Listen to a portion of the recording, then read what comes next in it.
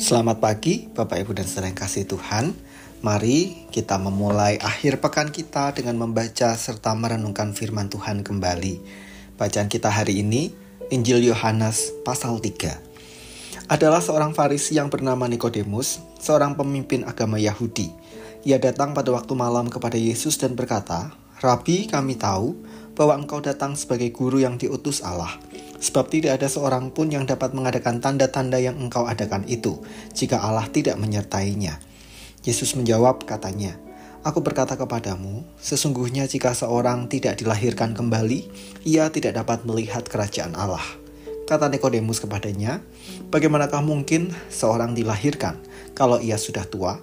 Dapatkah ia masuk kembali ke dalam rahim ibunya dan dilahirkan lagi?"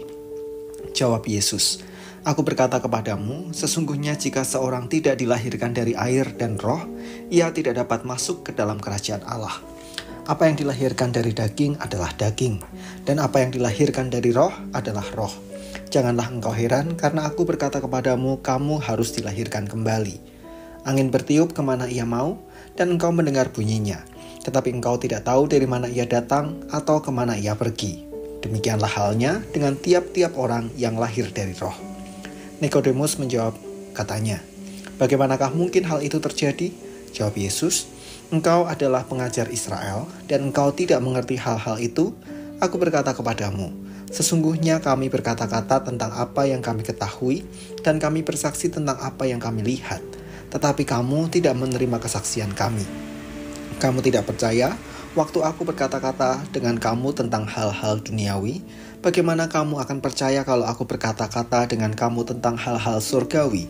Tidak ada seorang pun yang telah naik ke surga selain daripada Dia yang telah turun dari surga, yaitu Anak Manusia. Dan sama seperti Musa meninggikan ular di padang gurun, demikian juga Anak Manusia harus ditinggikan, supaya setiap orang yang percaya kepadanya beroleh hidup yang kekal.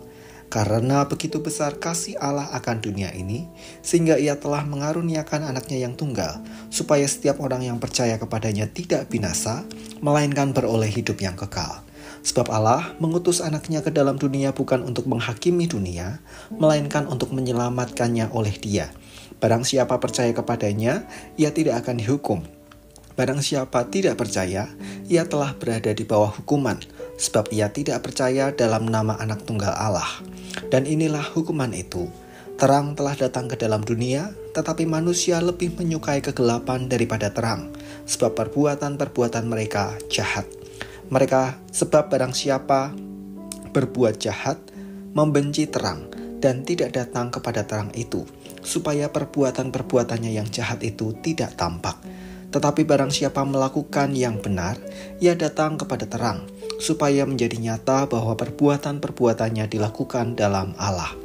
Sesudah itu Yesus pergi dengan murid-muridnya ke tanah Yudea, dan ia diam di sana bersama-sama mereka dan membaptis. Akan tetapi Yohanes pun membaptis juga dari Ainon dekat Salim, sebab di situ banyak air, dan orang-orang datang ke situ untuk dibaptis. Sebab pada waktu itu Yohanes belum dimasukkan ke dalam penjara. Maka timbullah perselisihan di antara murid-murid Yohanes dengan seorang Yahudi tentang penyucian. Lalu mereka datang kepada Yohanes dan berkata kepadanya, "Rabi, orang yang bersama dengan engkau di seberang sungai Yordan, dan yang tentang dia engkau telah memberi kesaksian, dia membaptis juga, dan semua orang pergi kepadanya." Jawab Yohanes, "Tidak ada seorang pun yang dapat mengambil sesuatu bagi dirinya, kalau tidak dikaruniakan kepadanya dari surga. Kamu sendiri dapat memberi kesaksian bahwa aku telah berkata, aku bukan Mesias, tetapi aku diutus untuk mendahuluinya. Yang empunya mempelai perempuan ialah mempelai laki-laki, tetapi sahabat mempelai laki-laki yang berdiri dekat dia dan yang mendengarkannya sangat bersukacita mendengar suara mempelai laki-laki itu. Itulah sukacitaku, dan sekarang sukacitaku itu penuh. Ia harus semakin besar, tetapi aku semakin kecil. Siapa yang datang dari atas adalah di atas semuanya. Siapa yang berasal dari bumi termasuk pada bumi dan berkata-kata dalam bahasa bumi. Siapa yang datang dari surga adalah di atas semuanya.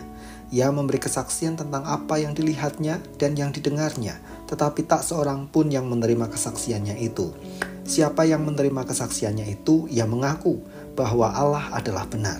Sebab siapa yang diutus Allah, dialah yang menyampaikan firman Allah, karena Allah mengaruniakan roh-Nya dengan tidak terbatas. Bapa mengasihi anak dan telah menyerahkan segala sesuatu kepadanya. Barang siapa percaya kepada anak, ia beroleh hidup yang kekal. Tetapi barang siapa tidak taat kepada anak, ia tidak akan melihat hidup, melainkan murka Allah tetap ada di atasnya.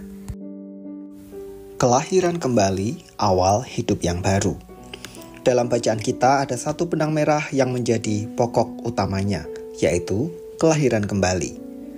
Nikodemus, seorang pemimpin agama Yahudi, bahkan dipercaya memiliki jabatan yang cukup tinggi berdiskusi teologis dengan Tuhan Yesus. Nikodemus mengaku bahwa Tuhan Yesus datang sebagai guru dari Allah. Namun Tuhan Yesus menjawab secara tersirat bahwa dia bukan hanya sekedar guru. Dia anak Allah yang diutus Bapa untuk menyelamatkan dunia. Mesias yang Bapa berikan bukan untuk menghakimi, melainkan menyatakan kasih Allah. Keselamatan itu dimulai dengan tanda kelahiran kembali, yaitu dilahirkan dari air dan roh.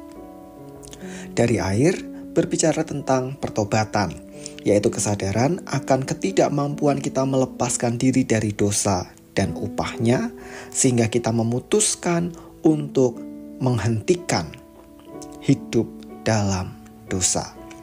Dan air sekaligus menjadi lambang penyucian yang kemudian dikerjakan lewat korban darah Kristus. Sedangkan dilahirkan dari roh berarti tidak seorang pun yang dapat menerima dan mengenal Kristus sebagai anak Allah tanpa karya Roh Kudus. Dan roh itu juga yang meneguhkan iman seseorang yang percaya kepada Kristus. Bapak Ibu dan saudara yang kasih Tuhan, kelahiran kembali juga harus dibuktikan. Bagaimana caranya? Pertama, tidak lagi nyaman dengan kegelapan. Kegelapan adalah lambang dosa maupun perbuatan jahat. Dan tidak banyak orang yang rela meninggalkan itu. Karena seringkali lebih menyenangkan, menguntungkan, atau mungkin sudah terlanjur nyaman. Buktinya, kalau kita ditegur saat berbuat salah atau melanggar, kita memilih untuk membela diri, atau paling tidak jadi merasa tidak suka karena perbuatan kita telah disingkapkan. Yang kedua, buktikan bahwa kita lebih bersukacita membawa orang kepada Kristus. Beberapa orang protes kepada Yohanes Pembaptis bahwa dia yang telah dibaptis Yohanes ternyata membaptis orang lain. Bagaimana respon Yohanes? Ia justru bersukacita karena berarti apa yang Allah nubuatkan mulai digenapi. Bagian ini mengajarkan kita bahwa jika kita sudah hidup baru atau dilahirkan kembali, kita tidak akan lagi mementingkan diri sendiri dan menyadari bahwa jauh lebih penting dan mendatangkan sukacita jika semakin banyak orang datang kepada Kristus. Maka mari buktikan bahwa kita sudah lahir kembali di dalam Tuhan Yesus. Mari kita berdoa. Kami bersyukur karena firman-Mu mengingatkan kepada kami akan kualitas iman kami kepadamu, Tuhan dan Juru Selamat kami. Kami diingatkan bahwa untuk mengikut Engkau, kami harus lahir baru atau dilahirkan kembali. Menyadari keberdosaan kami, bertobat, dan menerima Engkau sebagai Juru Selamat yang telah mencurahkan darah-Mu sebagai korban penghapus dosa dan menyediakan keselamatan, bahkan hidup kekal bagi kami. Kiranya kami boleh membuktikan itu semua dengan sungguh-sungguh mau hidup di dalam terang, tidak lagi bergumul di dalam kegelapan. Bahkan semakin hari kami semakin bersukacita karena melalui hidup kami orang-orang boleh mengenal Engkau dan semakin banyak orang percaya kepada Kristus. Tuhan, kami menyerahkan akhir pekan kami di sepanjang hari ini dengan segala aktivitas yang akan kami jalani. Tuhan kiranya menyertai dan memberkati kami. Di dalam nama Tuhan kami Yesus Kristus, kami berdoa. Amin.